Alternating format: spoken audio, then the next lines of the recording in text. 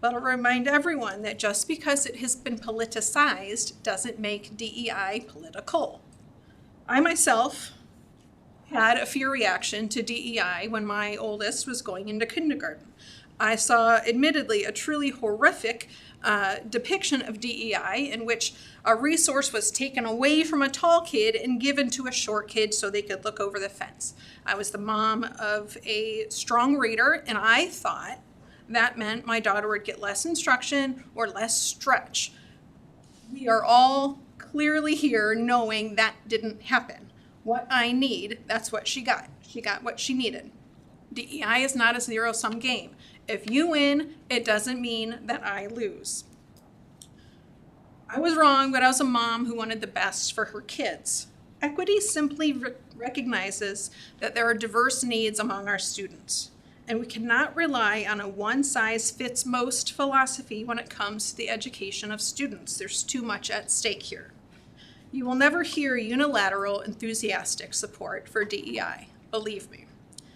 But can that hold us back from progress? Of course it can't. As part of your work ahead, you will need crisp definitions and a very clear strategy so that every teacher, student, parent, staff, and faculty member know what DEI is and know what's expected of them as they behave and act accordingly. Consider this. Diversity is a fact that needs no debate. Once properly defined, equity and inclusion should be clear. And after that, if someone wants to argue that equity and inclusion do not matter, that's an argument I have neither the time, inclination, nor energy to have. This district should endorse the philosophy that every student should feel welcomed, safe, respected, and set up for success. And that's something that there's no argument against. This group recites those words, not for some kids, but for all kids at every meeting. That's clearly directing you to accept the audit and commence the work that we know has to happen. Thank you. If anybody else wants to make any comments regarding the audit, then we'll save that for when the agenda item is there. But if there's a non-agenda item that you want to bring up, then you can bring it up now. But regarding diversity, equity, and inclusion, or the audit basically, then we're going to wait till all business to take more comments. Anybody else? Okay, then we're going to go on to board members. Ms. Parker? I have nothing this evening, thank you. Ms. Rivera? I have nothing, thank you. Ms. Kunkel? Nothing for me, thank you. Congratulations to the softball team who has me on the edge of my seat through the rest of the state championship. So good luck, ladies. Ms. Hoskins? Nothing for me, thanks. Ms. Ayers? I have nothing, thank you. I do want to mention our newest board member today, Ms. Breskern, and thank you for joining us. We're really excited to have you here, and this will be your first board meeting, and we hope many more. Okay, and we're going to go on now. Mr. Kingsman? I have nothing. Ms. Hyatt? Nothing here, thanks. Ms. Kenyon? I have nothing, thank you for asking. Ms. Breskern, anything? No, not yet. Okay. Ms. Damon? An updated personnel agenda is in the file. Okay. Mr. Streets, anything? Three things. First of all, I just want to, we have our first teacher who'll be retiring at the close of the 23-24 school year, and that is Julie Spellog from high school mathematics after 32 years of teaching in Pleasant Valley, so that was announced. Also want to send our sympathies to Dave Wolf. If you knew Dave Wolf, he was a math teacher at Pleasant Valley High School as well. He was at Pleasant Valley for 14 years, but an astounding 55 years of teaching in education. So we lost a great man there, one who would give his shirt off his back for anybody, for any reason. Just a great man. Want to sympathies go out to his family. And I just want to also share that due to an accident on the interstate, we may end up switching the last two pieces of our agenda items so that FRK can get here on time. I believe they'll make it here, but if they're not here, we will switch the last two items of our agenda. But they are moving again and hope to be here. Thank you. Okay, moving on. Is there any questions regarding this evening's consent agenda?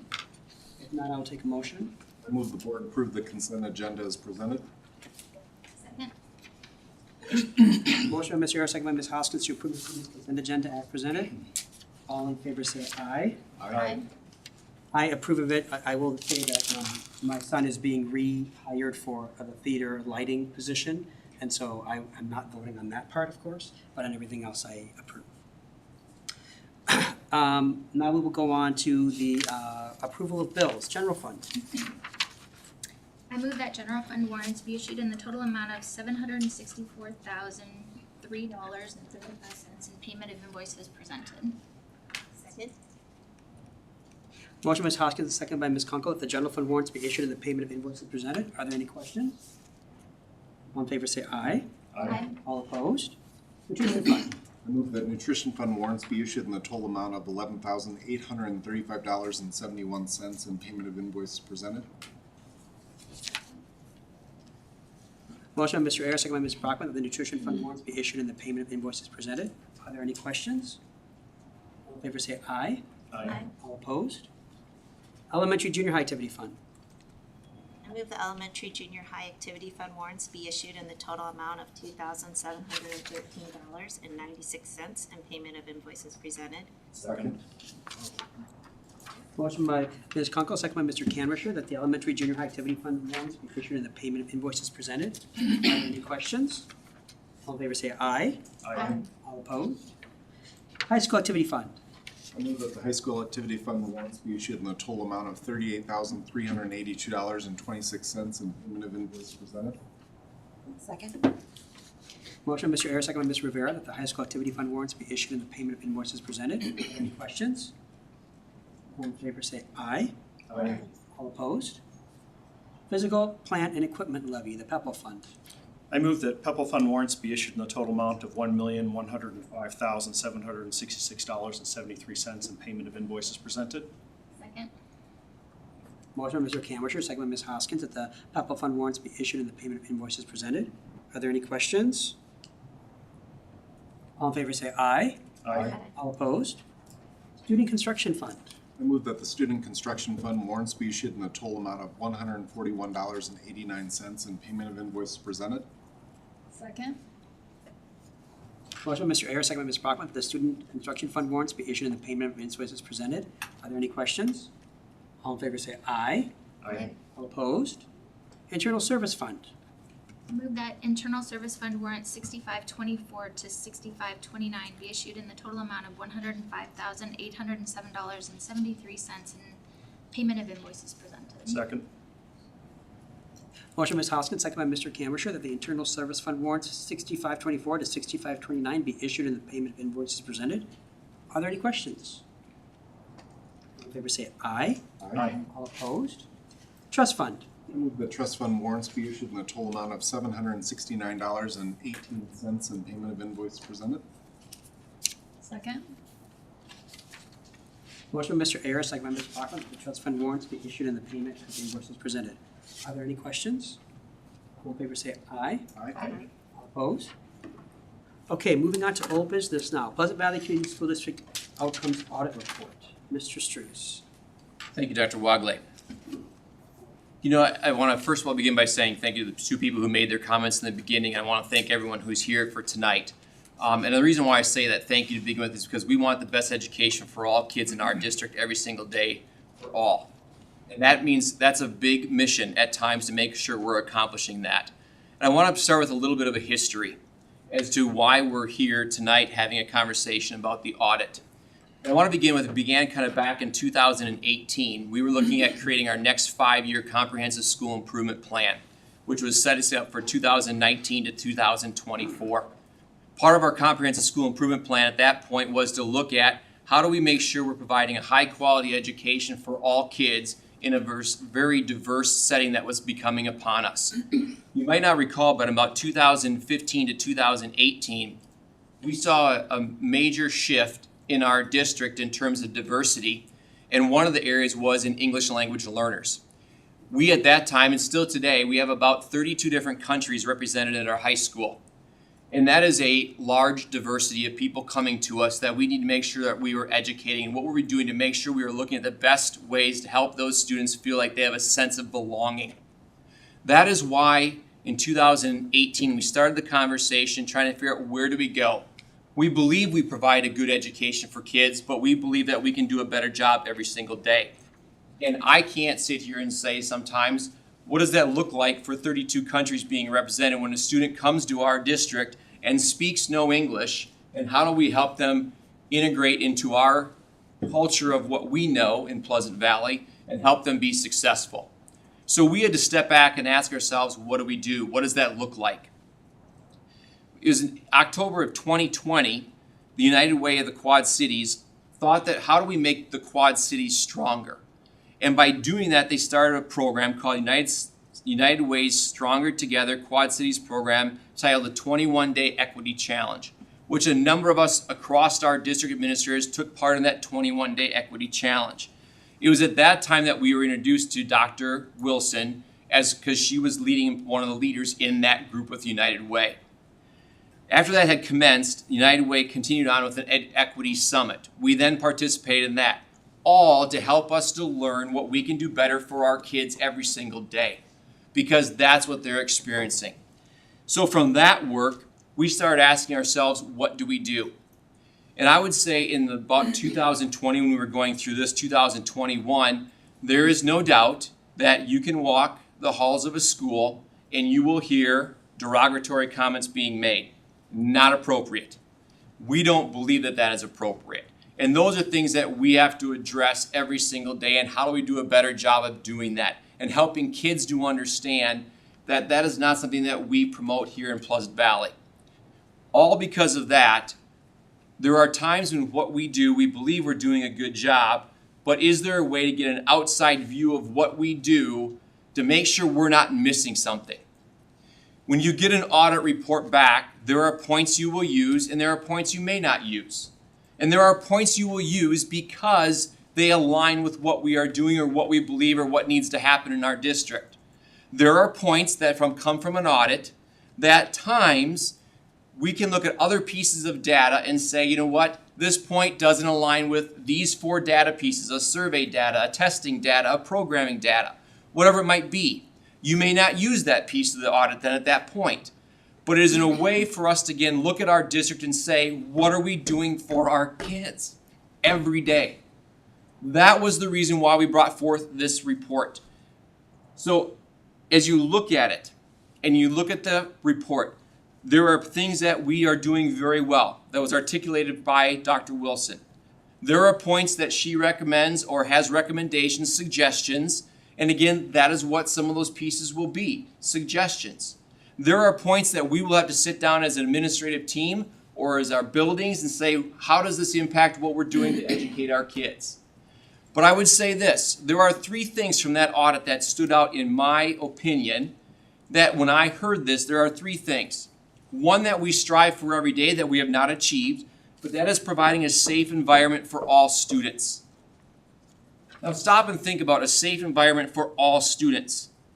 To have that, we want kids to feel safe coming to school and to feel successful. In one example, as I mentioned, is the inappropriate comments, and that came through in the audit through some of the people's responses.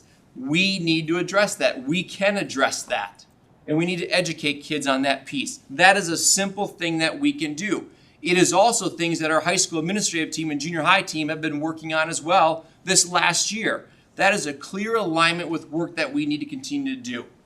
Second of all, a supportive learning environment for all students. I think if we ask everybody in our community, and I hope every parent would say, we want a supportive learning environment for our kids. When they come to Pleasant Valley, they need to feel that they have a sense of belonging and that they have a success in our buildings. I go back to 2018, 2020. When you ask those kids coming to us with an EL background, are they feeling supported? Can they feel success? What are our teachers doing?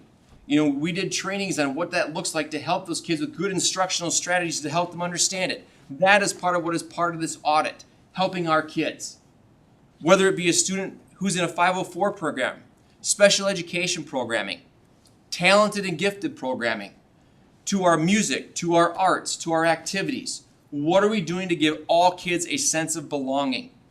All kids. Again, that is an inclusive environment here at Pleasant Valley that we want to make sure we have.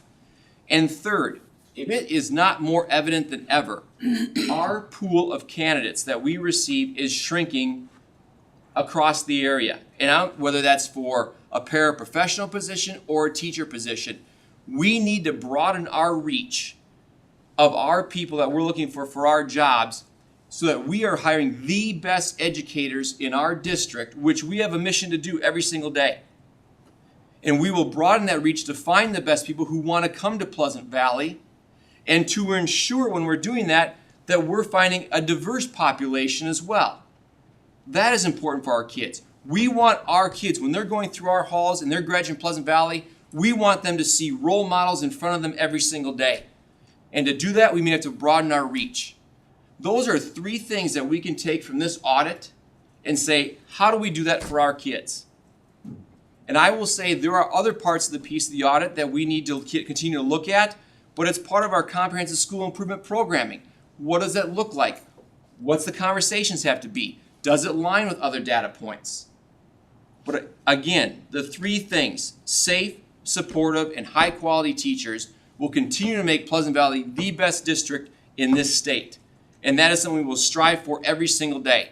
And I can guarantee you, we are not going to do anything that is ever against the law or legislation by any means. There is no way.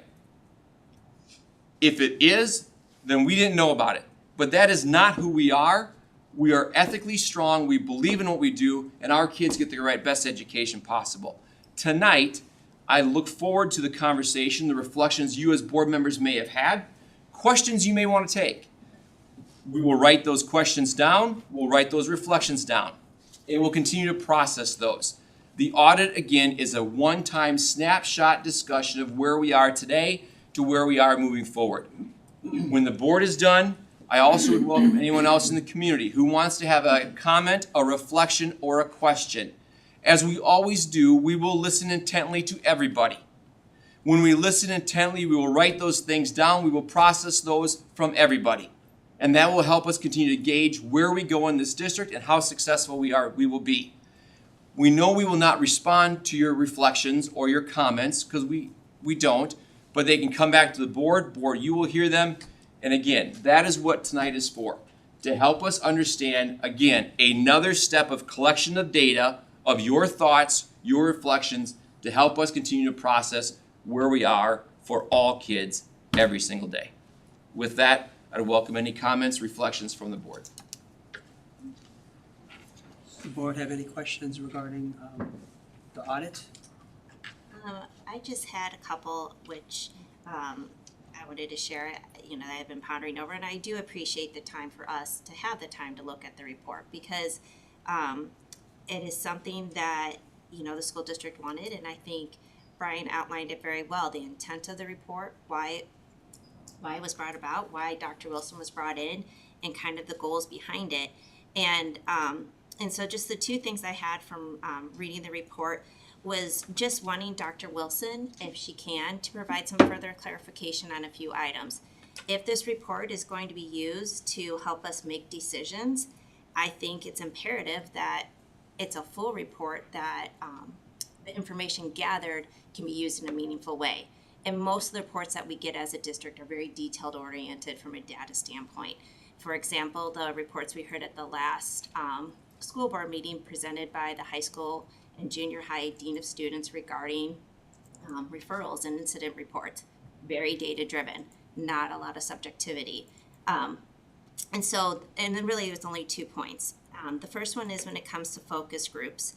I felt like it was too general. I would like to see something more like a pie chart that shows how those focus groups were formed, the demographics within that focus group, and not just looking at race and age, but also looking at, especially when it comes to the high school representation, where various groups represented, not just athletes, not just students in the music department, and also how individuals with intellectual disability were represented, through their parents or through participation.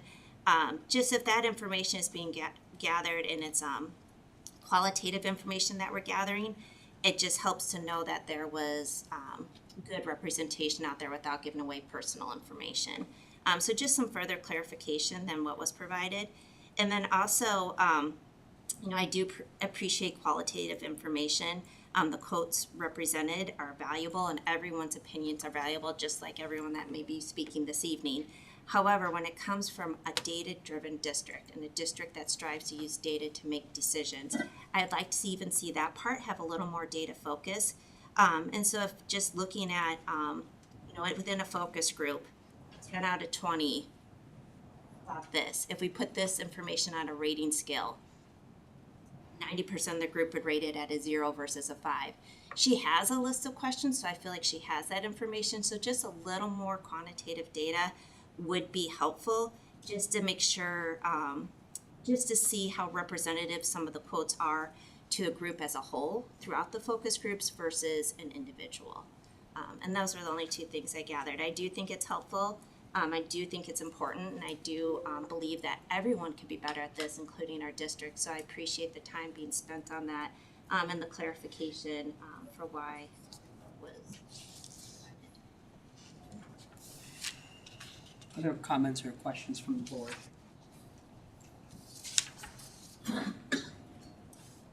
So, yeah, I'm gonna pick in a different direction with the data thing, but the recommendations for seeing things by these categories, if you will, I would like to see a lot more of that. There was some comments in there which reminded me of my high school days, kids getting away with things because they're athletes, and we're in a district with an extremely high bar for athletes, which I have to wonder puts some pressure on teachers to act in a way differently for those students.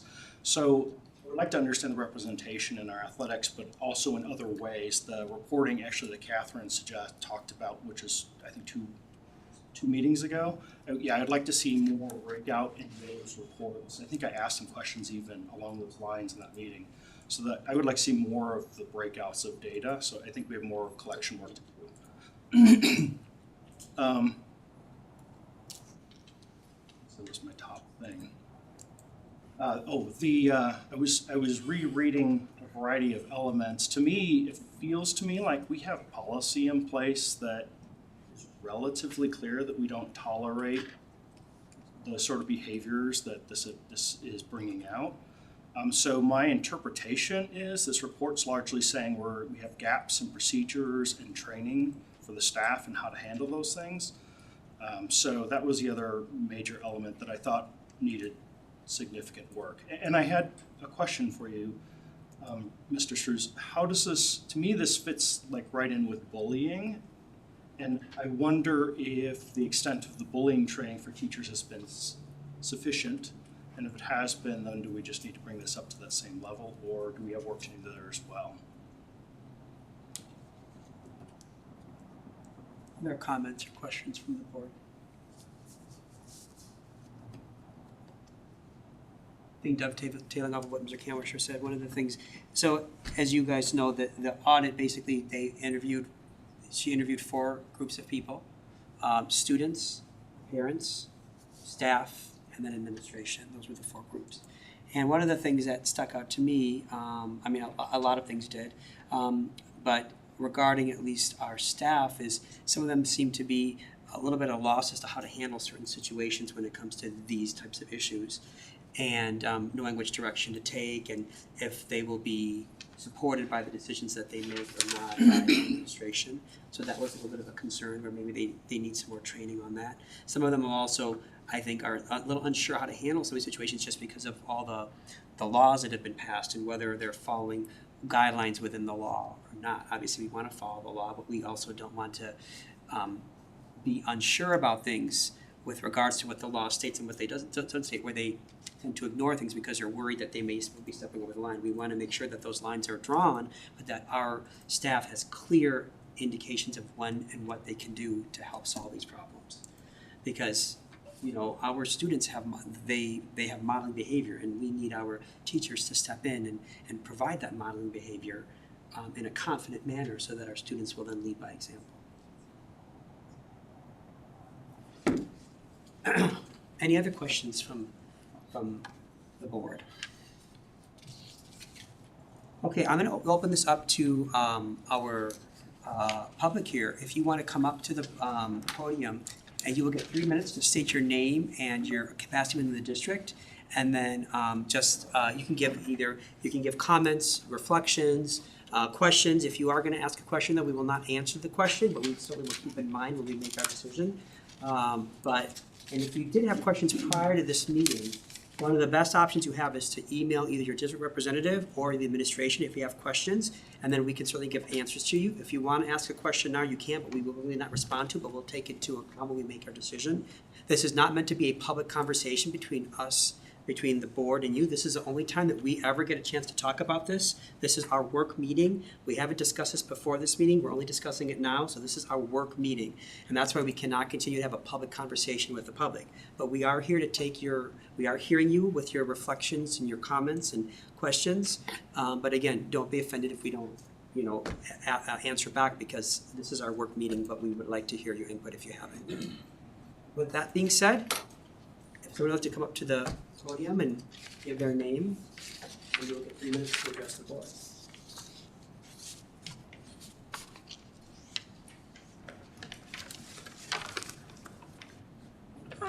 Hi, I'm Marie Gleason. I'm a neighbor, literally, live across the street, taxpayer, and public school supporter. So this is a reflection. I wanted to thank the Pleasant Valley School Board for contracting to do an assessment of student outcomes related to diversity, equity, and inclusion. This aligns, I see this aligning just totally with the vision of the district. It's the vision of the Pleasant Valley School District that we shall provide the finest academic and extracurricular programs in the state, not in some things, but in everything, not for some students, but for every student. Further, I find that this aligns with the school district's policy of non-discrimination. The district is committed to a policy that no otherwise qualified person will be excluded. Further, the board affirms the right of all students and staff to be treated with respect and to be protected from intimidation, discrimination, physical harm, and harassment. Thank you, school board members, for having this well thought out and qualified assessment completed. The need and importance of it is highlighted in this quote from a student. There's lots of insensitive people who don't get it. I think this will help them to get it. Thank you. So anybody else would like to address the board? Hey, Juliette Menard, Panorama Park resident and parent of a graduate and incoming 12th grader.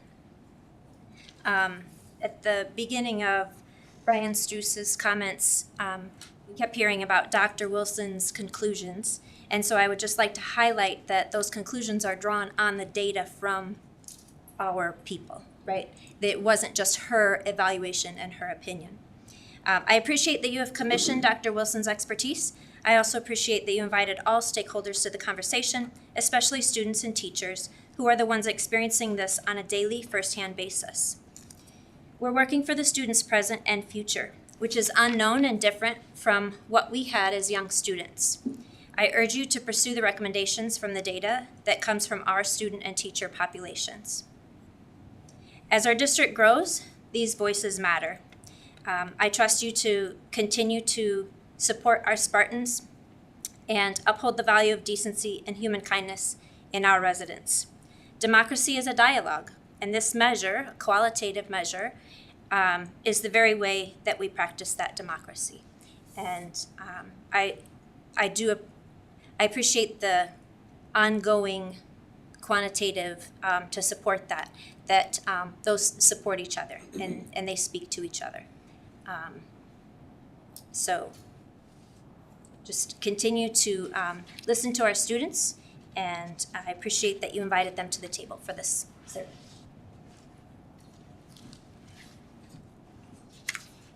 Anybody else? Good evening. My name is Kenny Wheeler. I work in higher ed. I have 3 daughters in our school district. I'm a coach in the school district, and just had a few comments and reflections on the DEI audit.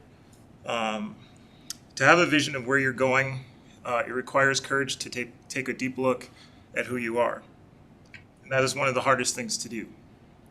Under a vision of excellence, to have our shortcomings, faults, biases exposed. But this is an opportunity to reimagine the vision of excellence and what it means to all of our students. Not just the loud and visual, but to the quiet and determined. For the voiceless and those just afraid to speak or feel muted. Growth must also mean change and the ability to adapt. And that is the charge that we must adhere to. We're only going to grow in whatever wounds we've managed to uncover and allow to fester through inaction or ignorance or fear or uncertainty. We'll only grow in magnitude and create deeper divisions that affect our students. If we can acknowledge that bias exists, positively or negatively, it gives us an opportunity to explore and acknowledge, then act, and then assess once more. It's too easy to hide behind this is just who we are, or this is the way we've always done things, or I just don't see it, so it isn't happening. And so we short-sight ourselves and heed to unreasonable voices and animations of fear that try to distort the lived realities of what occurs in our hallways.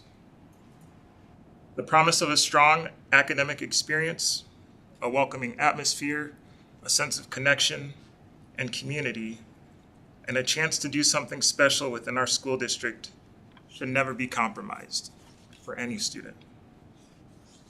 So those who have spoken as a part of this audit, this is an opportunity for them to know they've been heard, their experiences and feelings validated. And whether you have the compassion or not to empathize with their lived realities, this is as important and courageous as a step that we will ever taken. And most importantly, that we have to take, to be the example of who we say we are and what we do as a part of our mission and the community we aspire to exemplify and be. Thank you.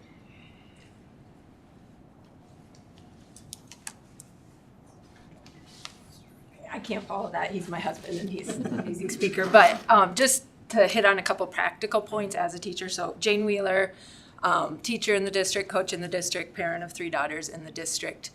Couple of things, I think just reflecting on, again, appreciation for taking this courageous step to do this audit. I try to educate myself a lot on DEI topics, and a few years ago I found the Seattle Times In Our Own Skin project, and it was just interviewing a diverse group of people in Seattle. And they interviewed an Episcopal pastor, a white man from Texas, who just wasn't aware of racial issues kind of because of his experiences. And he went to a conference with someone who had marched across the Selma Bridge, and that black gentleman kind of berated this man over and over and over. And he did this intentionally because he said the next day when the Episcopal pastor came back, he said, "How did you feel when you woke up this morning and looked in the mirror versus the day before?" And it was just an eye-opening experience for him. He's like, wow, if I had to every day wake up and look in the mirror and know I was going to go into an environment where I just felt just shut down, I wasn't important, I didn't matter, I couldn't do it.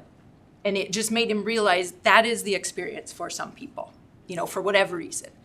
And I just think that speaks to the audit, that qualitative data. Yes, it is difficult to quantify, but it is important. As Juliet said, is the voice of our students, of our faculty. Some of them come every day or don't come because they don't feel valued here. They don't feel welcome. They don't feel like they're worthy or worthy and can provide. And as a cross-country coach who deals with teenage girls, a lot of them do like school, but yet every day, my biggest job is to remind them that they have the strength, they have the ability, they can do this. I find my job as a coach more as a strength finder than a trainer. Once they figure out, yeah, I'm here, I belong, and I have something to bring to this, they can do whatever. They can change the world. And that's what I want every single one of our students to feel when they walk through these doors. That no matter who they are, no matter what they bring with them, they have a strength within them somewhere if we allow them to tell their story and learn and grow. So I would encourage, as Mr. Strew said, I think our biggest thing, as Mr. Canwisher said, we need to identify, we have some policies. What do those policies actually mean day in and day out? How do we train teachers and students and the community to live this mission that we have to make all those students feel welcome so they can find their strength and bring the best? Thank you.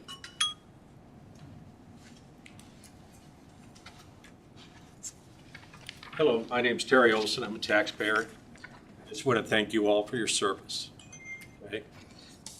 Pretty thankless job, I would imagine. It takes a lot of time, and I'm inspired by the fact that you're all doing the right thing today.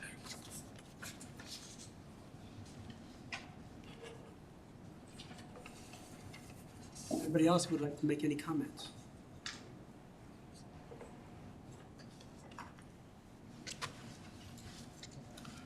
Tim Beck, a resident and taxpayer. I have a couple questions. Out of this report, what are you planning, what outcomes, what ramifications are you planning on implementing? And in the future, any that you plan on implementing, will you bring it before the board?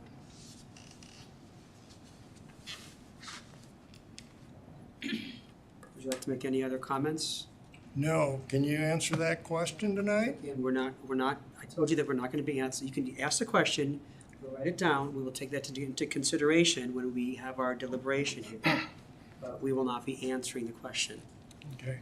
The federal courts have ruled that school boards can limit the public input, but once they open it up to public input, then you can't selectively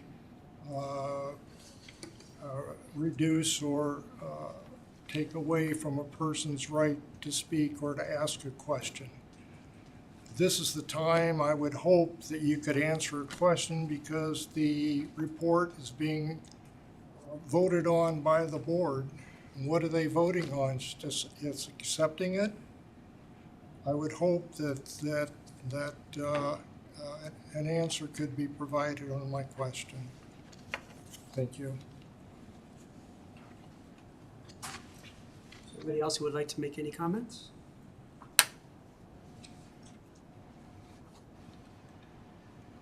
Okay.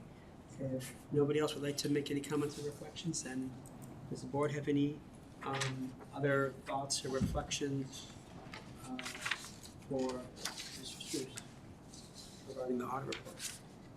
Well, and I mean, I guess I can kind of address Mr. Beck's question in terms of what we're doing tonight is truly accepting the report, that she did the report, and kind of going to what Brian said earlier. I mean, what we take away from that, we don't necessarily take everything that she says in the report and word for word go with what she says. Like, we're changing that to what we need for our district. So it's a work in process is the way I'm interpreting what we're doing tonight. I think, as you mentioned, it's one data point that you're going to be using, and as you continue to look at this continued school improvement plan, you will use this assessment along with other assessments to determine where we go from here. Am I correct on that? Correct. It sounds like there's a couple of things that were the takeaway that you at least found, which was going to be creating a safe environment for the students, trying to allow for more diversity and reaching further to try and get a little bit more diversity in the hiring phase. And then the third one was the Supportive environment. The supportive environment aspect, and how we can create a more supportive environment for all students. So that's basically, I think, the takeaways from what you've found so far regarding the report. Okay. So, with that being said, if nobody has any other questions, then I will take a motion to, again, accept the audit report. I move the board acknowledge receipt of the student outcomes audit report as presented. Second. Motion by Mr. Canwisher, second by Ms. Brockman to approve the Pleasant Valley Community School District Student Outcomes Audit Report. Roll call vote, please, Ms. Stamen. Mr. Ayers. Yes. Mrs. Brockman. Yes. Mrs. Hoskins. Yes. Mr. Cameron. Yes. Mrs. Kunkel. Yes. Mrs. Rivera. Yes. Dr. Wonderly. Yes. Okay.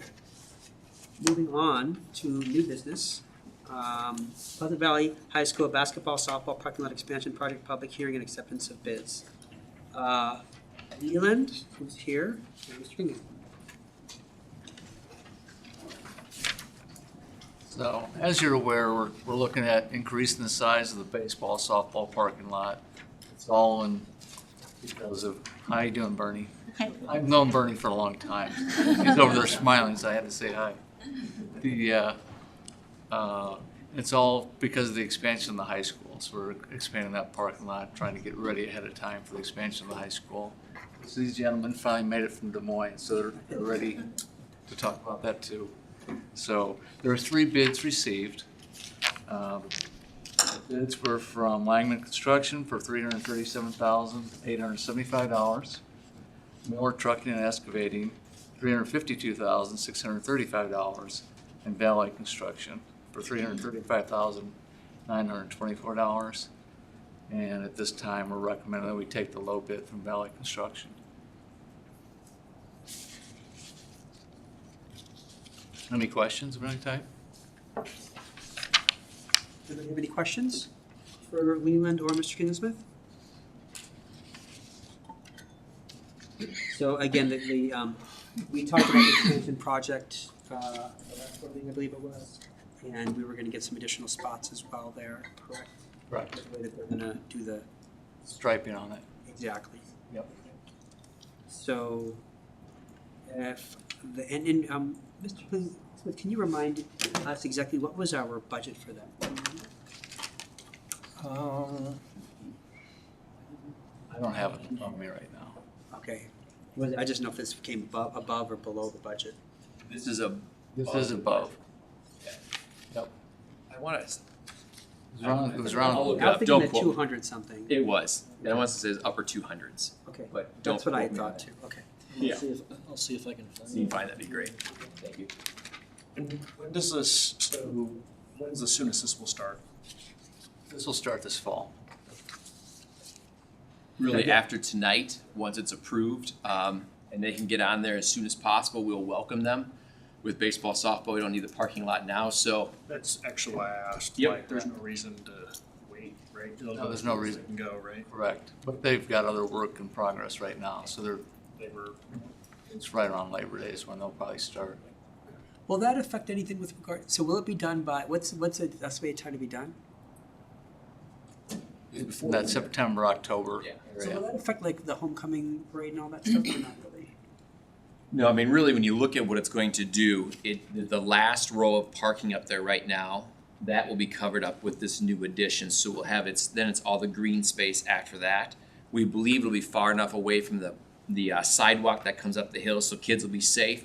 We've already talked to them about, if need be, they will put fencing up within that boundary area, so again, kids can park, they can be safe, we can still use the lot, so we should be okay. And their construction equipment will be put off somewhere else while they're, It'll be in that closed-in area. okay. Yeah.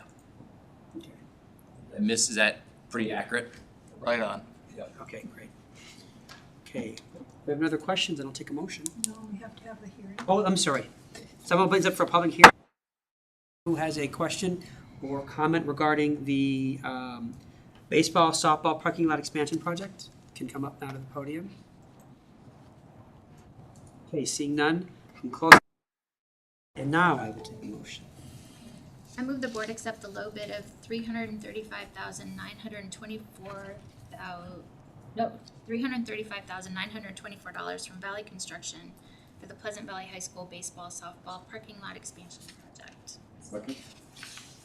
Motion was Hoskins, second by Mr. Ayers, that the board accept the low bid of $335,924 from Valley Construction for the Pleasant Valley High School baseball, softball parking lot expansion project. Roll call vote, please, Ms. Damon? Mr. Ayers? Yes. Mrs. Brockman? Yes. Mrs. Hoskins? Yes. Mr. Canwisher? Yes. Mrs. Kunkel? Yes. Mrs. Rivera? Yes. Dr. Lovely? Yes. Okay, the next item, and it's gonna be the Pleasant Valley. You guys caught your breath? Are you good? We're good. All right. Pleasant Valley High School Edition and Northern Edge product, thank you for coming here, even though you had that traffic jam in Iowa City. Thanks for making it here. So if you're ready, then we're ready for you guys. Maybe before John and Kyle get started, I'll just give you a little background, remember where we are at with this. This new high school edition that we're looking at, the schematic designs tonight, as John and Kyle will talk about, this actually adds 27 more classrooms to the high school. You might, what does that mean? They'll talk about population. Right now, we are at around 1,700 students at the high school today, and it'll be very, very tight the next year and a half until this project gets done. Roughly speaking, this will add in about 700 additional students that can be in our school with this addition. So again, it's trying to put us towards the future to make sure we are ready. Maybe take 1 second to backtrack. Again, remember elementary at Forest Grove right now, adding on 12 classrooms. If you've driven by, they're starting to put the walls up on the west side. That's going well. Again, those 12 classrooms will bump us to space for 3,550 students, which on our projection puts us out to about 2,930 that we need another addition somewhere that we've talked about in the past. Junior high, the current 16 classrooms going on right now. Again, you can see the cafeteria walls are up. You're not going to see much more than that besides some plumbing work outside, but the hallways in the main part of the school are kind of tore up right now as they're putting new piping in. But that will take us, with those 16 new classrooms, that'll put us to about 1,300 students possible into the future there. So again, we're in a good place with that addition moving forward. So again, this is that next phase to help us with the crowded halls of the high school. And John and Kyle here tonight to walk you through the schematic designs of what this can look like on the southwest addition to the high school. So with that, we'll turn over the two of you. And you just make sure to just work with Heather on anything that you want to see at a certain time. So, real quick, this is where we're going to cover tonight. I'll go through kind of who's your team. We'll talk about the background, which Brian already talked about tonight. Project schedule, and then we'll get into kind of the plan, just a quick review. So we are changing up our structural team from some of our last projects. We're actually going to Raker Roads, who will do our structural engineering for us. This must be an old one. So Raker Roads will be doing our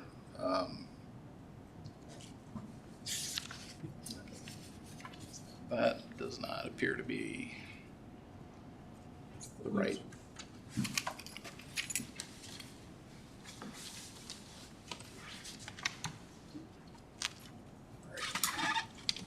I think he sent two. We may have got the wrong one up there. And we can send the other one out too, so if you just want to talk through that one, you're more than welcome to do that too. It's inspiring that you brought a spare. Yeah. So again, Raker Roads will be our structural engineer on this project because it's a little larger and we're going a little fast for our own in-house staff. IMEG will be from local office, will be doing the civil engineering and also the mechanical electrical engineering, similar to your other projects. So as Mr. Struce said, 28 classrooms will make up this addition with an additional 5 science labs. And then there'll be an additional flex classroom and then plus circulation accessory spaces. That's kind of your main core of your educational spaces. Below, on the lower floor, we'll be adding a locker room and a concession area and public toilets that will serve your football stadium.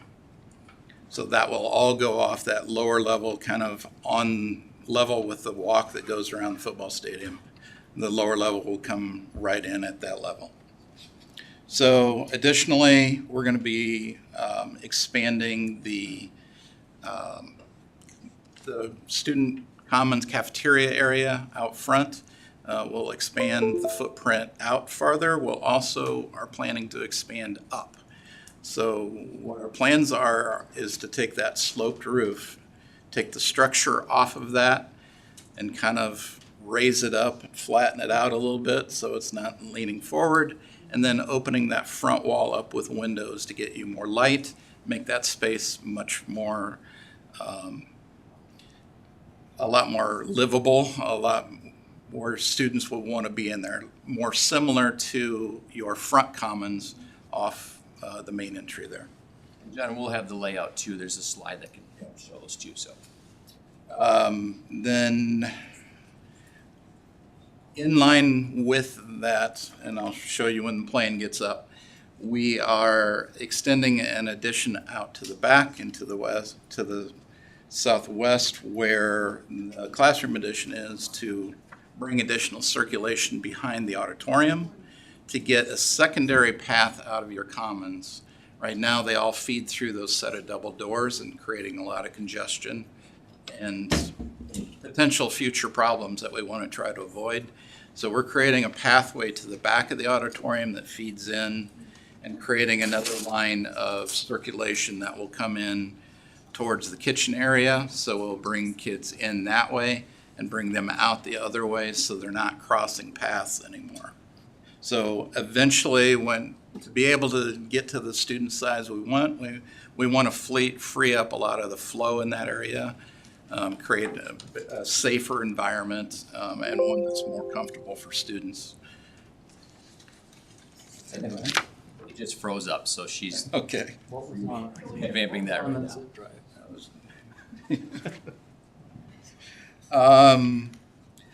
And the other part of this project that we have to do, because we're expanding the square footage so much, we're going to have to sprinkle the new area. To be able to do what we're doing with the expansion of the commons, we're going to have to sprinkle commons, auditorium, kitchen area, kind of that part of the existing building, as well as the new building that we do. And additionally, we're going to have to update the fire alarm in the existing high school as well. So that's all kind of part of this project. Close, right there. And then site improvements that go along with this. We are taking some of your parking. We're adding additional parking at the existing lot down at this side. So trying to add back some of the parking that way. So I am going to let Kyle, if you want to go to the next one. We'll quickly go through the project schedule, budget, and then I'll walk you through the plans. Yeah, so we're here for the schematic design approval. We'll be starting on the design development. That's sort of the phase we're at right now. Plan is to go out for bids sometime in December. We receive bids either early January, late December, and then construction would start that spring. And then the goal would be to be in the building summer of 2025.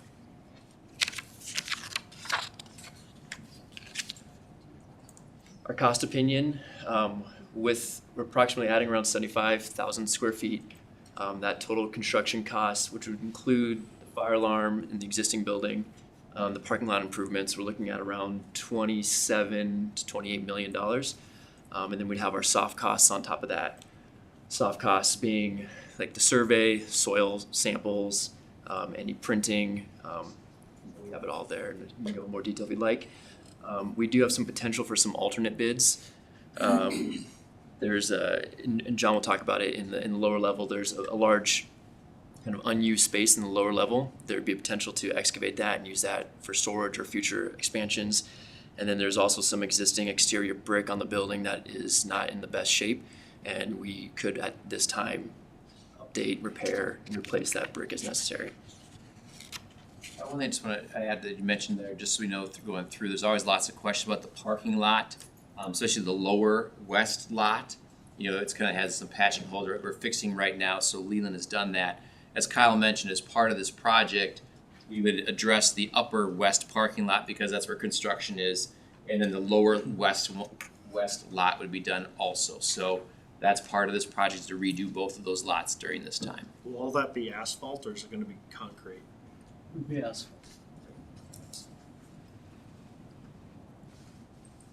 Advance one for me. Sorry. Just got to write and advance both. So this, what you're looking at here is the lowest level, where the football field would be to the bottom of that screen. So you come off that sidewalk, which kind of skirts only a few feet out from the building edge. So you'd have additional concrete space in there from that sidewalk over to the building, where you'd have ability to gather for concessions. You'll have big open windows that come off that for concessions. The concession area is in the middle there. It has a freezer cooler and storage off the back of it. To the left of that is your restrooms that would serve the football field. And then off to the right of that screen is a locker room that potentially right now we're talking kind of track and field space in there. Has the ability to do 125 students in there. You also have space for showers and toilets, and an officials room that has showers and toilets off of it is towards the back there, or towards the upper part of that screen. And then towards there's a bigger building behind concessions and the bigger toilets there, or a bigger room that is just equipment storage and additional storage for the school. Potentially, one of the alternates we talked about, as Kyle mentioned, would be off to the left-hand side of that. That whole lower floor is kind of opening up towards the football field, like a walkout basement type. So there's the ability, we haven't right now programmed or excavated or anything in that other corner, that other half of that building. Potentially, if we wanted to, it would be an additional expense to the project, is shell that space out, put a floor over it, and give you ability to expand into it at a future date if you wanted to. We do have an elevator that will go down to that level. We would have to rearrange the circulation to get over to that, but that is a potential area where you can expand if you chose to do that. Go to the next slide.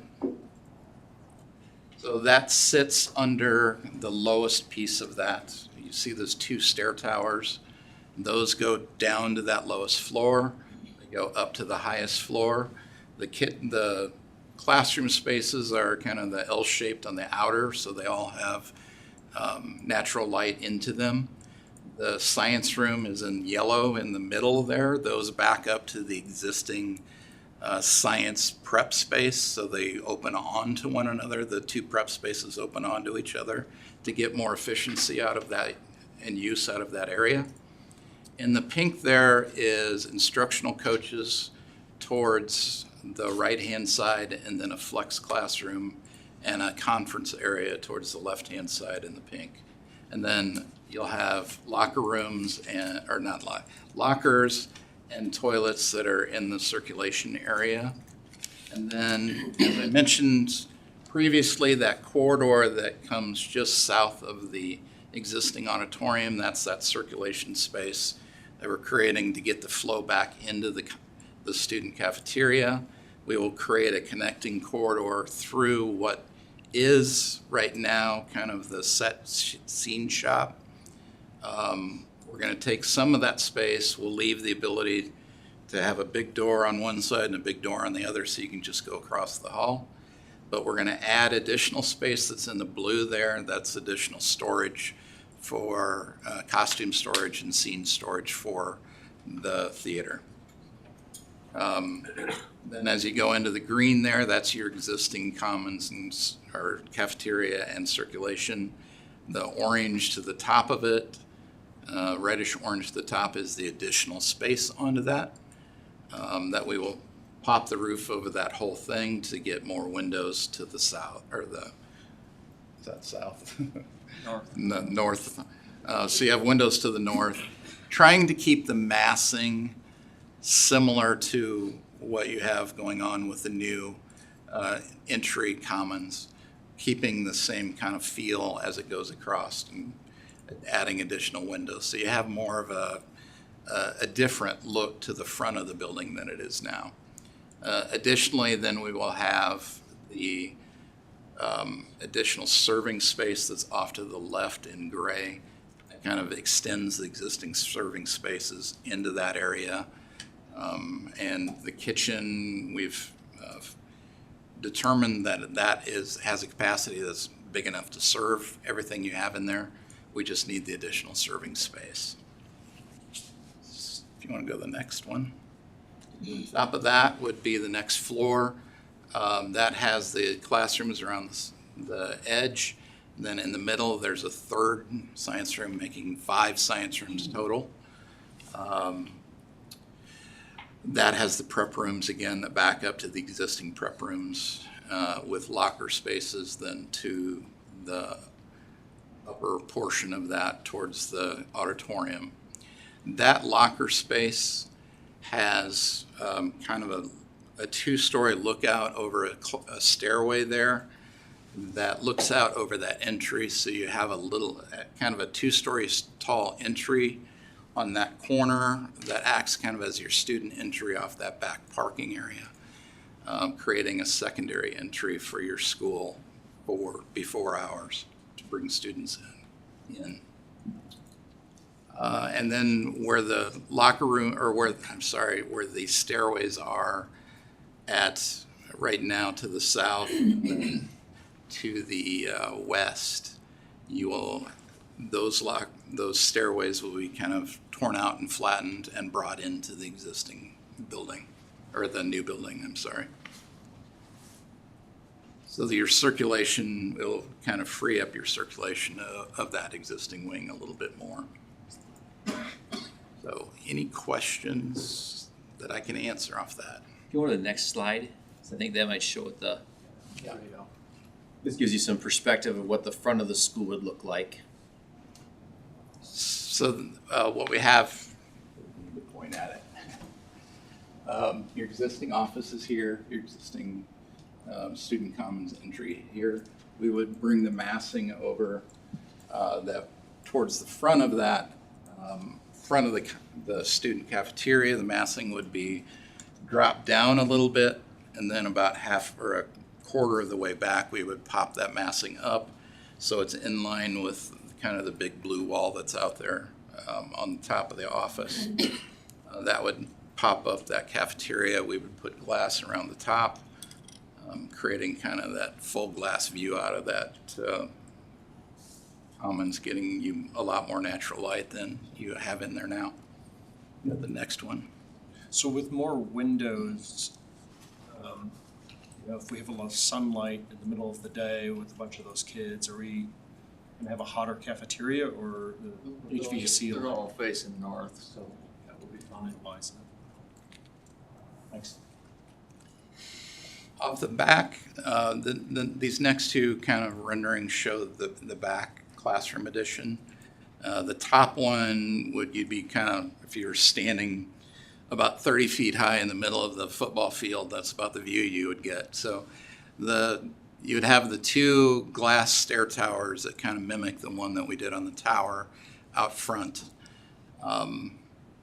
We were thinking some sort of graphics on the back wall to liven that up. So as you're in the stadium looking towards that way, that would be a really lively kind of area of the building. You notice the concessions, there's a smaller canopy down below that covers where the concession windows are and the toilet entries. And then the classrooms on the upper 2 floors have windows all along there. We would use sunshades to control the sun because that is south facing. And then as you round the corner, on the lower picture there, you'll see using the just punched windows in that sidewall as it goes back towards that 2-story secondary entrance that would come off the parking lot there. And then that last mass is kind of a higher mass towards the right hand or left hand side of the picture is the storage area for the scene shop and set shop. One thing you can kind of see on that picture, the lower picture, if you look to the right side of the screen, you can see the band room that sits there. This addition is about the same distance out as that band room, so they kind of line up together in a flush line there. Brian, if I was at I'm just trying to see how much this goes out. Does it go out into the parking lot a Yeah. lot? So like, if I'm at the teacher lot walking into that door, what do I lose there? Or like how? Can you go Does back that to make one of the sense? ones that show the actual, like the orange classrooms? Go one more, be right there. So right now, if you see where the building sits, where the science classrooms are in the light gray, everything that's new. So you're going out, you lose the first row of parking, plus about 10 more spots or so further down. Not quite. So you know where the cars kind of come up and turn around and head back out, that's kind of where this is all sitting, in that section there. And because of that, that's why we're adding the 50 spots up here to help take care of what we're kind of losing in that lot, in that spot because of the new addition. Any other questions? It's a lot to consume at once, I know. So where does this take us? I know our original plan was, to keep building towers out there. So doing this, how far does it push us out to having to do towers? So, so what's your capacity that you have this addition taking us to? 2,200. Yeah. So right now, actually 2,300. It's 23, yeah. 23. So the 2,300, in the perfect crystal ball world that we live, in 2930, we believe we are going to be around 1,970 students. So maybe by 2930, we're looking at 2,000 students, so you still have extra space there. So maybe 30, 35, I don't know for sure. I haven't gone that far out on predictions. As long as I can retire before then. Yes. That's why I was asking. And then what we've talked about would be, if we ever get to the capacity where we're using this entire space and we're maxed out, then we go back to the tower addition and we know we can put 3 more towers there as need be. Again, that creates... Well, the other option was we were going to do 3 towers, or we would then decide, do we want to be the biggest high school in the state of Iowa or go to a second high school? Am I correct there? That's a true statement, yes. So what we've always talked about is typically when you get about a district of 10,000 students, that's when you start asking yourself, where are we going? What do we have capacity-wise? Does it make sense to build a second high school? Do you see growth continuing in the future? Those are all questions we'll have to ask ourselves. But what we know is we could add on 3 more towers and still have that. Again, how big is your campus? Pros and cons to that. We've talked about, do you make the towers all a freshman campus only? So it's just 9th graders in that section. Again, that creates what other classrooms, what specialty classrooms do you have to have in that area? So there's a lot of questions moving forward. This just puts us in the phase of, okay, we know what this gives us, where we can get to. We didn't show it tonight, but in the past we've talked about there's like 5 more phases that we can do to this high school. It's just cost. But one in the future could be another family consumer science classroom. We have a space outside that's where the concession stand sits today. We could turn that into family consumer science. We have an idea of how we can add on to our industrial tech area where that white shed is right now. That would go down, that would all become industrial tech, construction, automotive, manufacturing. We have plans to eventually move on. We can add on to the gymnasium at some point where the tennis courts are gone. And then we have the phase for the auditorium and then the phase for the towers. So there's a lot of phases we've planned out into the future. It's just how fast do you need them and when do you the funding available? We'll need them faster than we think. That's all I have to say. So with every construction project we do, it seems we always need it faster. Yeah. Other questions from the board? Will there need to be any adjustments made on time between classrooms? Are these students more time between classrooms because we're expanding it, or you don't think that's going to be needed? That's a really good question, one we've pondered, and that's partly what drove us to this model here versus the towers, because this really puts, you have 27, 28 classrooms really in the heart of your school in that area. Yes, they have to go on further, but you got your cafeteria right there. It's almost easier at times. This actually simplifies that circulation. Previous towers would have, because it, you know, as you said, it's more towards the core. You're saying you're adding circulation, but do you think that's adequate enough for the expansion of the building the way it is? With regards to the. Yeah, I think the circulation. Yeah. Those, I'm more concerned about the existing ones back in there. But the one going out towards the cafeteria, that one's really wide. That will hold quite a bit. And the actual hallways in the new one, that we've kind of increased the size of that to give you more flow through there. The big pinch point is as they go around that middle piece on the existing. Okay. We are changing the programming in there a little bit. We've talked about moving some special ed spaces into those, kind of into this core space of the existing, which will help eliminate some of the traffic in that area or keep it down a little bit. And I think a key thing you mentioned was when they came to visit, watching our cafeteria and all the kids trying to exit and enter in the same area right now is very difficult. This creates one flow of traffic around the back, and when you're exiting, you're going out in the main hallway. So that was probably the biggest pinch point that we had in this project. That's another cafeteria space. How much the addition of the cafeteria, what does that increase the capacity to at lunch hour? With the addition, because you run over 400 in there right now, I think. Yeah. We're up towards about 600. I don't think you want to put 600 in there at the same time necessarily, but. Let me ask, Jason, remind me right now, how many tables do you have from east to west? I'm thinking numbers, Brian. I think you're right. It's just about 400 to 425 is what our capacity is. Right now. And then how many tables do you have going, do you remember from east to west? Is it like 10? Yes. And I think we were talking about adding 3 or 4 more rows that would give us in that area. So it was a substantial number that we could put in there still.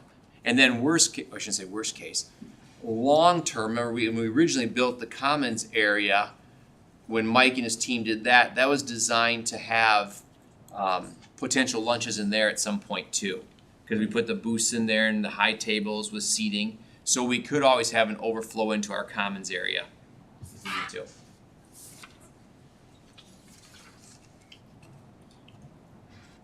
Other questions from the board? So the project itself, once the construction starts February of 2024, it'll last about a year and a half. Right? Because will it be done, you think you're going to be going right up until the school year of 2020, the beginning of the school year 2025, or will it be done in the beginning of the summer of 2020? There's some phasing that has to be done. That second summer is probably where we're going to rip into the commons. We're going to what? Where we're take off the cafeteria roof. Oh, okay. So that last summer will be difficult. We should have most of the classroom space at a pretty good level by that summer. It's that last commons area that is going to have some. You don't want to do that while the kids are in school, obviously. Correct. Correct me if I'm wrong, we've talked about the orange section. How much of that can you build while the kids' school is going on? And then when that last day comes, or even before that, how are you serving kids so that when that last day is coming, that roof is coming off? Yes. And you have a summer to get that roof off and to get it back on by the time school starts. Sure. That's going to be the tough one. Right. If we can get creative those last few weeks and give them a few weeks head start, that would be good. Yeah, the plan is to get a lot of that front done, so we have the structure up. So when the old roof comes on, the new bar joists they're already on site, they get set in place. We put a roof on it so it's not open more than a few days. Tables on the stage. That roof that's right now that will be taken off, that wasn't part of the roof that we had recently approved the change, right? That's that metal roof right now. Yeah, it's going to change the look drastically because you're going to go from that slant to straight. Then it's going to be a lot higher, and that in that whole cafeteria. And remember that right now, just so long-range thinking would be the current library will still have its slanted roof. When we ever get to the auditorium and create a new entrance to an auditorium there, then that roof would come off the library at the same time, and then you have a whole front that looks common, but that happens when the other piece happens. And on those artistic fronts, and John had mentioned this, is this canvas of sorts right by the concessions. Maybe that's an opportunity to engage the student artistic talent for ideas on what to put there. There are still some changes that we will work through. I mean, this is just the main schematic piece right now, but we'll have a meeting with Deanne Kramer here and talk about that basement, the lower level, what that exactly looks like and what we do, whether it's the addendum or not. So working through that. So kind of our next steps, if you guys are okay with this level, would be to start some staff meetings and dig into get the real details of some of these spaces worked out. Other questions from the board? I just wanted to ask Mr. Zimmer if he was regretting retiring and wanted to come back. He may have sent me some comments over the weekend on thoughts too, so. I have a question for the other Mike, Mr. Klingsman. Right, so we're looking at $32 million when you include soft costs. So what do we need to plan in order to help fund this? We are in the process of updating the 5-year capital projects plan now that we have an estimate on the cost of this. We are gonna need to do another borrowing. I'm gonna be getting the information to Matt Gillespie with Piper Sandler, the financial advisor that we have used in the past for borrowing. We believe that we should have enough capacity to do another borrowing against future sales tax revenue. We believe, without having to do a general obligation bond at this point, so. Okay. That is the current plan. Should have more information on that, hopefully later this summer or very early fall. Okay. So that'd just be borrowing against the Future sales tax revenue, I believe. And I just want to say thanks to Mike for that planning. I mean, to allow us to continue to do that and not have to go do a go bond at this time with the growth that we've experienced is, I mean, that day may come when we can't keep borrowing, but right now, we've been able to phase all of everything out to make sure we've been able to do that. So that's kudos to Mike and his team. No other questions, and I will take a motion. The board approves schematic documents and cost projections for phase 1 of the Pleasant Hill High School addition and renovation project with the stipulation that the architect continues to work to keep the project costs in alignment with the district's budget. Second. Motion by Ms. Kunkel, second by Mr. Ayers, that the board approves schematic documents and cost projections for phase 1 of the Pleasant Valley High School addition and renovation project with the stipulation that the architect continues to work to keep the project cost in alignment with the district's budget. Call vote, please, Ms. Stamen. Mr. Ayers. Yes. Mrs. Blackman. Yes. Mrs. Hoskins. Yes. Mr. Cannlery. Yes. Mrs. Kunkel. Yes. Mrs. Rivera. Yes. Mr. Martin. Yes. Thank you both for coming. Thanks again. Thank you. For trip over here. Thanks for giving us a few extra minutes. Yeah, you bet. You're welcome. Okay, our last topic today is the 2023 legislative priorities.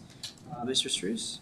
Yeah, before I begin, I just want to answer a question that Dr. Wagley, you'd asked about our parking lot. Yes. We had it budgeted $300,000 for that project, so a little bit higher than we anticipated. But part of that is because it was a later project and you get close to your timeline wanting it done, costs go up a little bit. So that's the nice thing of this last project where you bid it out, in the fall, start construction later that spring. It gives you a nice window of time to keep costs down. So we'll hope for that.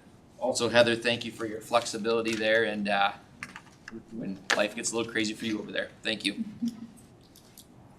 So next thing that we'll have on our agenda tonight, I just want to give you guys an update on tentative 2024 legislative priorities as to where we are. And you guys just think about this tonight. At our next board meeting on August 14th, I have heard from Chris Canoyer, Gary Moore, and Scott Webster that they will be present to share their reflections from this last legislative session, as well as what they may see the next legislative session looking like. So they'll give us their feedback. I have not heard from Norland Mumson yet if he'll be coming, but hopefully he will as well.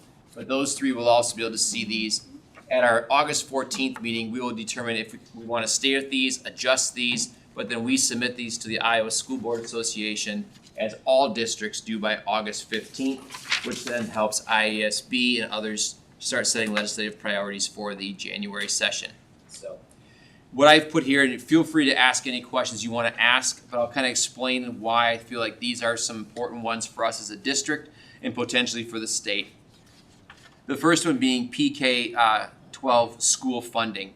And number one, I just put a general statement there about funding and what that looks like and make sure that future cuts that we're looking at making those so that those don't happen, maintaining our great funding that we have as a top priority. And I put 3 specific areas. Just remember, supplemental state aid is the money that we receive really per pupil that helps us determine where we're going to be in our financing for each of our students that we have in our seats at our school. So I just put there, determine a rate that supports the ability of local districts to meet parent and community expectations, provides a world-class education to all students, and incorporates inflation or cost of living increases to minimize the impact on a district's general fund. You really want to kind of hit on that last one there. Always thankful for what we get when it comes to SSA. But I would say when you look at where we are today in a public school setting, and really any school, we're not a business. Our income coming into us is via SSA funds for the most part. And so when you look at cost of living and cost of construction projects going up, how do we make sure that we are still meeting that same level? So the highest SSA that they can give us helps offset some of those issues that we face when we're not a business per se. So that's just always important to us. And again, we appreciate the 3.2 3% and even this last year. Right. So again, that was higher than we have had in the past, so we appreciate that. The next one, special education. Explore state funding that is reflective of the actual costs and needs of students, including educational programming and health care. This is one where, again, very thankful for our business office, Jill's team, Dawn Tagan, and the work that they're doing with Medicaid to help get reimbursements there. It helps off some special ed, but a lot of times the money that we receive or the weighting received for students in special education programming does not always equate to the cost to offer the programming. So it's how can we always make sure we're looking at that across the state to increase that funding weighting is the word that we use. Dropout at risk, we've talked about this for a number of years. Again, I thought it was going to happen this year. I know Chris Knoyer has been a proponent for this since she was on the board to being there at the legislative's table. But it's looking at an equalizer across the state for all districts to generate prevention funds up to the allocated 5%. We have been locked in at 2%, as you guys know, because of being good stewards of our tax money way back when, and they froze it, whatever you were at as a district that you got froze at. Number of districts are 2.6%. 2.6, what did I say? 2%, you said. Oh boy, yeah, 2.6, thank you. So at 2.6, we're just locked there. We've asked that they would allow us to become unfrozen to gain up to that 5%, whatever we might need. We only might need 3%. That's all we'd use, but let us move forward. They're getting very close to having it incrementally where it would go up 0.5% every single year until all districts are back to the 5%. So we would advocate for that, and hopefully that will go through. But those are just school funding ones. Educational opportunities, kind of what we talked about before. When you look at educational opportunities, and I will start by, as you read this one here, again, as a public school, everybody looks at what is the best way to educate your children, whether that's homeschooling, whether that's online, whether that's a charter school, whether that is a private school. All those options are out there for kids. Every family will find the one that's best for them. That's great. It forces us to make sure we're providing a great education. We want kids to come to our school every single day, so we have to bring the best we can. So I'm open to those things. But what this one reads is the following: being open to outside public schools, but look at that when you look at that the loss of funding is not taken away from public schools. And the other side of that is the accountability and transparency. Just reminding us that if we're all going to have this opportunity for kids to have choice, make sure we also have accountability and transparency that we're all held to the same standards moving forward. So again, choice is good. Just make sure we're all at the table the same. The third one, educational staff shortage and quality instruction. Again, support maximum flexibility to hire and retain staff that will provide high quality instruction and support, including strategies that will broaden the reach of attracting new teachers to Iowa. And this is not just a situation in Iowa. This is across the country in terms of education and trying to find teachers and high quality teachers who want to come and be a part of our district. How do we keep casting that net broader to find the best teachers? We are very proud of the teachers we have. We have phenomenal teachers and we know that. But how do we keep when they retire or someone has to leave, how do you find that next individual to come in there? So what opportunities are there to cast that net? And the fourth one you've seen before, mental health. Again, whether it is school-based, outside of school, just making sure that funding is there to help address the needs of our children when they come to school. Because taking care of their mental health allows them to be successful every day in the classroom. So again, school-based therapy has been wonderful for our students, and we're very fortunate to have that in every one of our buildings. We need more support because their caseloads are full. But the nice thing about school-based therapy is parents have the ability for their kids to see a therapist on a weekly basis versus having to wait a month, 2 months, or even 6 months at times to get in to see somebody. So this brings consistency for kids, and it's been very, very positive. So again, making sure funding is there to help us address those needs, whether it's in our schools or in our community where we know mental health is very important for all of us. So I'll take any questions you have on those four.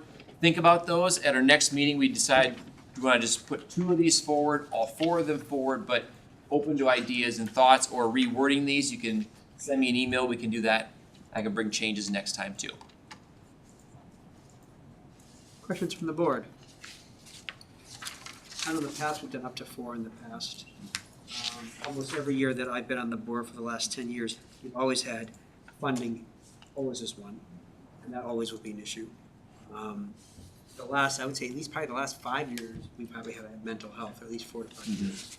So that's been one that we've continued to have on. These other 2, some of them are new because we're in a new environment now than we were a year ago when it comes to the voucher system. And then, of course, the teacher recruitment and retention was also one that we had talked about last year, but now it's become a priority for us. And I would add, in priority number 1, the phrasing says it's a top priority allowing districts to plan responsibly and budget for the future. I did not put anything in there about the timing. This legislation has been very good the last few sessions to have SSA set by the 1st of February, so that helps us plan. So if they continue to do that, we're very appreciative of that because that helps us get going with our negotiations and planning. I think that just the thing that we have to all realize is that as we move forward, there has been a huge reduction in tax on income. So I don't know when that's going to play out, but I think in the future, unless the population in the state of Iowa is growing really significantly, there's going to be less revenue coming in, and although there's a bunch of money in the coffers, the question is the legislative body going to want to utilize that money or not, or just keep it there to help with funding. So I don't know if that plays a part, but I think that we have to emphasize with school funding that we don't want that to be compromised at all. And then with now, over the next 4 years, and approximately $800 million will be going to vouchers for the next 4 years. That is also going to play into what funding is going to look like. And we ideally would like to not have that affect the funding in public schools. I do think that the educational priority number 2, I think is really important, especially because if you're going to take taxpayer money, you should be having the same. You should be subjected to the same requirements. So whether you're private or public school, if you're taking taxpayer money, at least to be a good steward of taxpayer money, you have to have the same, in my opinion. That would be a nice one as well. And I'd be comfortable doing 4 this year.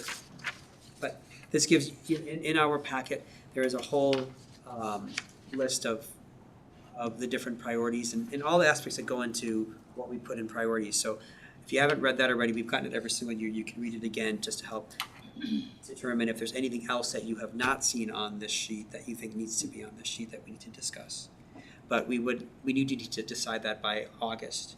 And then that will be a topic of conversation at the ISB meeting in November. And then last year, Yep. Doug, you served as our representative. So we have to, if you would like to continue to do that this year, or if someone else would like to do that for him, it's up to you guys when we go to the convention. Exactly. So I've done it in the past. I think Molly, you've done it too, haven't you? And so if anybody else wants to do it, by all means, please let us know. But if wants to do it again, that's great too. But keep that in mind if you're interested to let us know so that we can decide who can be that person. It's actually it's a very great experience. Actually, if you haven't done it, you'll learn a lot, and it's very interesting, to say the least. So, there's no required motion on that, but just start thinking about what you guys want to be the legislative priorities, and that's really about it. So our future dates, Friday, August 11th, there's a new teacher breakfast. Usually it's held on a Wednesday. This year it's going to be on Friday. So if you're going to go, please RSVP to Debbie. Monday, August 14th is another Board of Education meeting. That is going to be the meeting where we're going to have our legislators here. And we've got confirmation from 2 out of the 3 so far. And then Monday, August 28th is the other meeting in August. And then remember, Thursday, November 16th is the ISB State Convention. In your board packet, you will see the 3 keynote speakers who are going to be there for that day. So if you're planning on going, please let Deb know. Deb, when does registration open up for that? For the ISB, they haven't, wait, you mean, well, registration is anytime. Okay, but for the hotels and stuff. But I haven't heard on the hotels yet, but when they come over. So if you could let her know as soon as possible, because it's hard to get hotels. So if you want to go, please let Deb know so that she knows the number of rooms to reserve. And for the public, when we do go, if let's say we all go, to the ISB meeting, we will go to the ISB meeting if everybody decides to go. We will not be conducting any meeting issues at that time, but just to let the public know that is going to be one of the times where our board will be together, even if we have more than a quorum, but there will be no business aspects that are going to be discussed at that meeting. So, anything else for the good of the order? Yeah, I do have one thing. I wanted to share a development going on in the cybersecurity space that I've been keeping an eye on. I'll be sending a note to you and Kevin about this article that's linked. Districts have been hit by cybersecurity incidents. That's no surprise. What has evolved is that some of these organizations have now gotten to stealing the records and then blackmailing people who are SES or have mental difficulties, or some of our special ed students. Those families are under a great deal of duress from these cases. Like I said, I'll share the article with you. I have some questions about our cybersecurity incident plan, so we can try and button down what we can.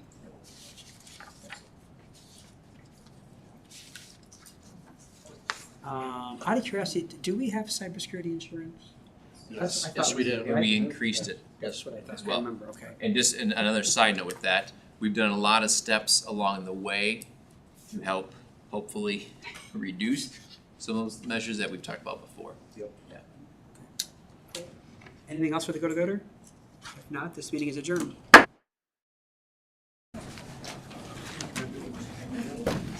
How about that?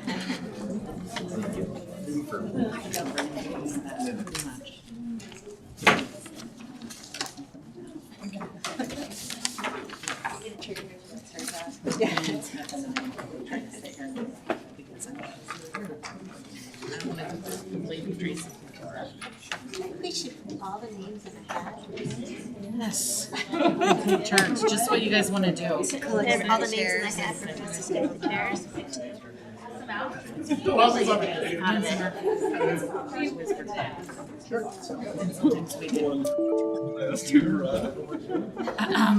I could come visit you maybe. See the facility. Give you a tour. All right. Consider it a date. About Ridgeview, yep. For Ridgeview, since she's talking about it. It's so funny, we talked on the phone a lot when it comes to references. We for years, we still. Still definitely. Yeah. That's kind of